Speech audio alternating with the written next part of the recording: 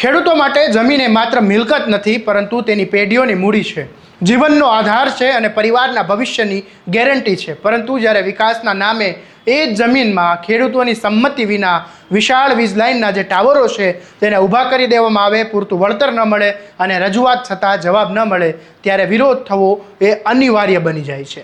મોરબીના જેતપર બાદ હવે ગોંડલના મોવિયા ગામે પણ ખેડૂતોએ આંદોલનના માર્ગે ઉતરી આવ્યા છે અને પ્રતિક ઉપવાસથી આંદોલનની આ લડતને શરૂ કરી છે. અને હવે મહાસંમેલન અને વીજ પોલ કાપી નાખવાની ચીમકી સુધી આ ઘટના પહોંચી ગઈ છે. સૌથી મહત્વની વાત છે કે ખેડૂતોએ આ સમગ્ર આંદોલનને બિન રાજકીય રીતે જાહેર કરીને કોઈ પણ રાજકીય આગેવાનના પ્રવેશ પર પ્રતિબંધ મૂકી દીધો છે. શું છે સમગ્ર મામલો? આવો વિગતે વાત કરીએ આ અહેવાલમાં. નમસ્કાર, હું છું આસિફ કાદરી અને સ્વમાન સાથે તમારું સ્વાગત છે.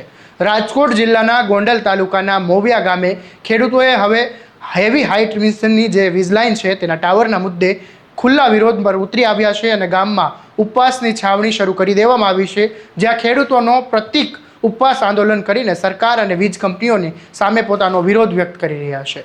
ખેડૂતોનો આરોપ છે કે તેમના ખેતરોમાંથી જે પસાર થનારી હાઈ વોલ્ટેજ ટ્રાન્સમિશનની લાઇન છે તે માટે પૂરતી નોટિસ આપવામાં આવી નથી અને યોગ્ય વળતર પણ ચૂકવવામાં આવ્યું નથી અને ખેતીલાયક જમીનમાં વિશાળ ટાવરો ઊભા થવાથી પાક ઉત્પાદન અને સિંચાઈની ભવિષ્યમાં ખેતીને નુકસાન થવાની ભીતિ છે. તેઓ કહી રહ્યા છે કે ખેડૂતો જે વિકાસના વિરોધી નથી, પરંતુ વિકાસના નામે ખેડૂતોના હકનું હનન સ્વીકારશે નહીં. ત્યારે આ મામલે રાજુ સખિયા જે ખેડૂત આગેવાન છે તેઓ પણ મેદાને આવ્યા છે અને તેમણે શું કહ્યું એ સાંભળી લો. આજે આમરણ ઉપવાસ ઉપર ઉતર્યા છો, શું માંગ છે તમારી?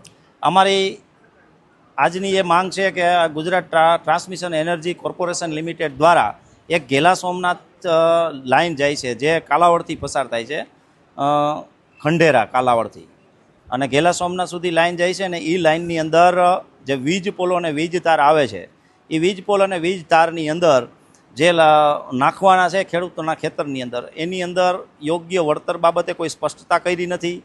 આ લાઇન છે એ સર્વે કર્યો છે, તો સર્વે વખતે જે એટેટ્યુડ લોંગટ્યુડને જે લોકેશન આપવાના એ લોકેશન ઉપર અમારી એવી સ્પષ્ટપણે આક્ષેપ છે કે અમારા ખેતરમાં જે થાંભલો આવવાનો નથી એ થાંભલો અમારા ખેતરમાં આવે છે. એ કંપનીની મિસ્ટેક છે સર્વેની, એ મિસ્ટેક સુધારે, જે થાંભલા નખાઈ ગયા છે એ કાઢી નાખે. અને કોને રજૂઆત કરેલી છે? બિલકુલ આ બાબતે અમે વાંધા મૂકેલા છે ખેડૂતોએ. કદાચ 90% જેવા ખેડૂતોના વાંધા અરજી કલેક્ટરની અંદર પેન્ડિંગ છે અને સાંભળી લીધેલા છે, એના જવાબ રજૂ કરી દીધેલા છે. અમે આ ડોક્યુમેન્ટરી બધી માંગેલી છે, એને પણ 1 મહિનો જેવો સમય થવા આવ્યો છે. 15 તારીખ પહેલાં અમે એ રિસીવ કરાવી દીધેલો છે 12 તારીખે, પણ એનો કોઈને હજી જવાબ આવ્યો નથી કે કોઈ હુકમ આવ્યો નથી. એટલે અમે એમાં જે ડોક્યુમેન્ટ માંગ્યા છે એ પણ અમને મળ્યા નથી.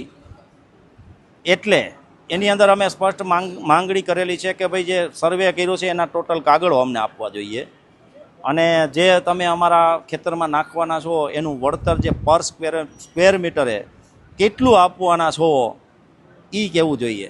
અને બીજું કે લાઇન છે એ લોકો નાખવા તો 2 વર્ષથી નાખતા આવતા હોય છે, પણ હવે અમારે તો અત્યારે જે મોસમ છે એ ઉનાળાના સમયમાં પડતર રહી ગઈ, તો હવે સીધા સોમાં આમ તમે લાઈન નાખવા આવો 5 વીઘાના ખેડૂત ખાતેદારના ખેતરમાં થાંભલો આવતો હોય તેને વાડીએ જ જવાનું નહીં ને વરદી.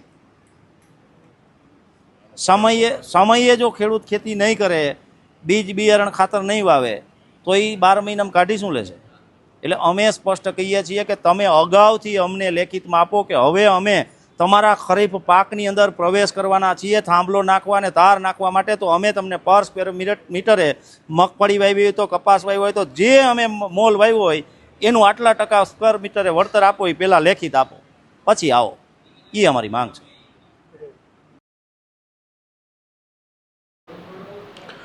વિકાસના નામે ખેડૂતોનું હનન પણ સ્વીકારાશે નહીં અને સરકાર અને કંપનીઓ અને ખેડૂતો સાથે ચર્ચા કર્યા વિના કામગીરી શરૂ કરી દેવાના ખેડૂતોના આરોપ છે. આંદોલનકારીઓએ સ્પષ્ટ કર્યું છે કે તેઓ યોગ્ય વળતર અને કાયદેસર તેમના જે હક છે તેમને મળે અને ખેડૂતોએ હિતની અવગણના થશે તો આંદોલન વધુ ઉગ્ર બનાવવામાં આવશે. અને આંદોલનની સૌથી વિશેષ બાબત એ છે ખેડૂતોએ તેને સંપૂર્ણપણે બિન રાજકીય રીતે જાહેર કર્યું છે. એટલે કે ઉપવાસની જે છાવણીમાં કોઈ પણ રાજકીય પક્ષના આગેવાનોને પ્રવેશ આપવામાં આવશે નહીં તેવો ખેડૂતો દ્વારા નિર્ણય લેવામાં આવ્યો છે.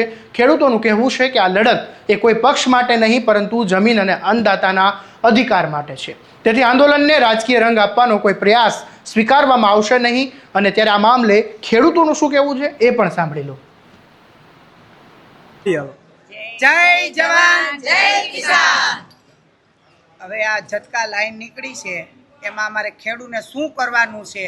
કોઈને 10 વીઘા જમીન હોય, કોઈને 5 વીઘા હોય તો 5 વીઘામાં લાઈન નીકળે તો એ ખેડૂના બચ્ચાને કરવાનું શું? એના પડામાંથી લાઈન નીકળશે તો એની રોજીરોટી કોણ પૂરી કરશે? તો એ આ ઝટકા લાઈનવાળાને કંઈક વિચારવું પડશે, કાંઈક એનું વળતર દેવું પડશે. અને નહીં વળતર આપે તો અમે ખેડૂતની હારે એની લેડીઝો લડવા તૈયાર છીએ. જય જવાન જય કિસાન. શું નામ તમારું? ગીતાબેન ભરતભાઈ કાલરિયા. ખેડૂને કે ખેડૂ ઉપર અમે સરકારને શરમ આવવી જોઈએ કે અમે ખેડૂ ઉપર શું કરીએ છીએ અને એને વિચારીને અમને કાંઈક વળતર આપવું જોઈએ. શું નામ તમારું? મારું નામ છે પ્રવીણભાઈ હરિભાઈ ખાખરિયા, શ્રીનાથગઢ, તાલુકો ગોંડલ, જિલ્લો રાજકોટ. આમરણ ઉપવાસ ઉપર આજે ઉતર્યા છો, શું કહેશો? ઉપવાસમાં તે ફરજિયાત ઉતરવાનું છે. આ લાઈન જે નીકળી છે એ લાઈન કાલાવડથી સાપર વેરાવળ જવાની હતી, પણ ત્યાં ઉદ્યોગોના કારણે, મોટા મોટા ઉદ્યોગોના કારણે ઉદ્યોગોનું બોલવું કહેવું એનું માને, ખેડૂતોનું શું માને? ખેડૂત ભોળી જ્ઞાતિ એટલે ભરમાવીને કે આ સરકારી લાઈન છે. ખેડૂતે દલીલી કરી કે આ ભાઈ અમારે નથી નાખવા દેવો થાંભલો. પછી આ લોકો એમ કે ભાઈ આ તો સરકારી લાઈન છે, સરકારી લાઈનનું આવે એટલે ખેડૂત એમ કહે ભાઈ તો સરકારી તો નાખવા દેવી પડે. એમ કરી ખેડૂતને ફોસલાવી અને આ રીતે આ લોકો થાંભલા બધાય ઊભા કરી દીધા. વળતર પૂરું આપવાના નથી તો એના હિસાબે આ આંદોલન આ બધું આયોજન કરેલું છે. આગામી દિવસોમાં શું શું કાર્યક્રમ? આગામી દિવસોમાં જો આ વળતર પૂરું નહીં મળે તો તમામ ખેડૂને મહાસંમેલન ભેગું કરી અને તમામ થાંભલા કાપી નાખવામાં આવશે. જો વળતર નહીં આપે તો. વળતર આપે તો અમને કાંઈ વાંધો નથી.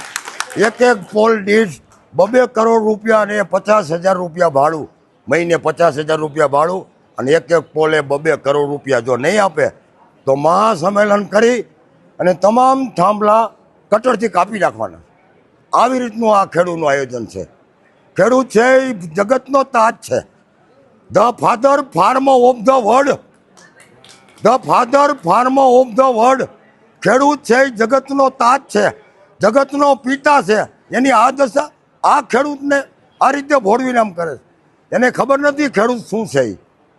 એટલે આવી રીતે આયોજન ખેડૂતનું બધું પૂરેપૂરું થાય છે અને બધું કરવાના છે. જય જવાન જય કિસાન. જય.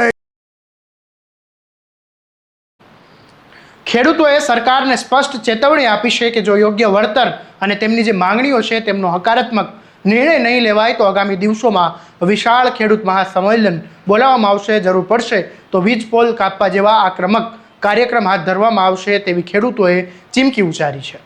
મોરબીના જેતપરથી શરૂ થયેલો વિવાદ હવે ગોંડલ સુધી પહોંચતા રાજ્યના અનેક વિસ્તારોમાં ખેડૂતો પણ આ મુદ્દે સંગઠિત થાય તેવી શક્યતાઓ વ્યક્ત કરવામાં આવી રહી છે.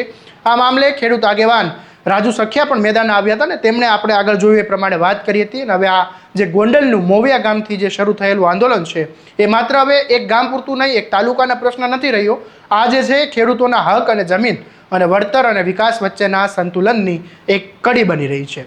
સરકાર હવે ખેડૂતો સાથે સંવાદનો માર્ગ અપનાવે કે પછી આંદોલન વધુ ઉગ્ર સ્વરૂપ ધારણ કરે તેના પર સૌની નજર ટકેલી છે. જો સમયસર ઉકેલ નહીં આવે તો ગોંડલમાંથી ઉઠેલો આ વિરોધ સમગ્ર રાજ્યમાં મોટું ખેડૂત આંદોલન બની શકે તેવી શક્યતાઓ સેવાઈ રહી છે. આ મામલે તમારું શું કહેવું છે અમને કોમેન્ટ કરીને જરૂરથી જણાવજો.